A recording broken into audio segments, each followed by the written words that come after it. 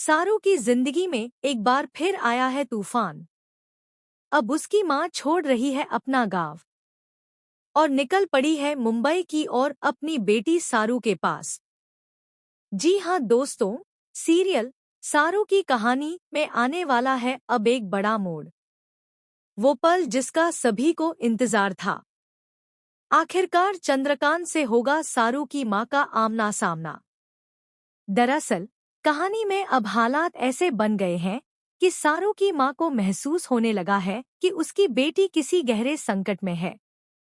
गांव में एक के बाद एक अनहोनी अशुभ संकेत, ये सब इशारा कर रहे हैं कि कहीं ना कहीं उसकी बेटी किसी बड़ी मुसीबत में फंसने वाली है या शायद फंस चुकी है। और माँ का दिल कभी गलत नहीं कहता।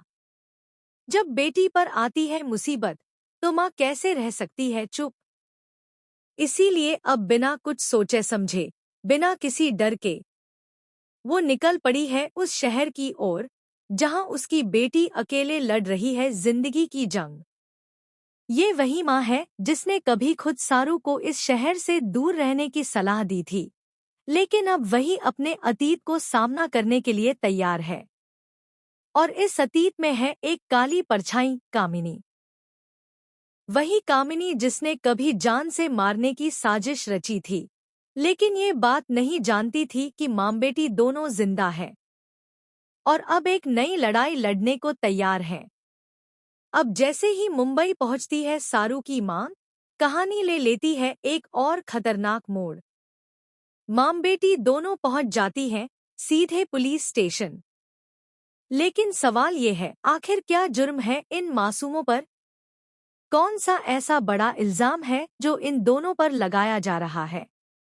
दोस्तों, आने वाले एपिसोड्स में बहुत कुछ खुलने वाला है। क्या चंद्रकांत और सारू का सच आएगा सबके सामने? क्या सारू को पता चलेगा कि अनिका के पापा ही उसके असली पापा हैं?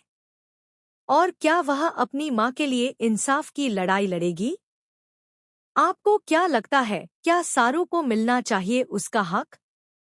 क्या उसे अपने पापा को अपनाना चाहिए और समाज के सामने खड़े होकर अपने रिश्ते को पहचान दिलानी चाहिए? अपने विचार हमें नीचे कमेंट में जरूर बताएं।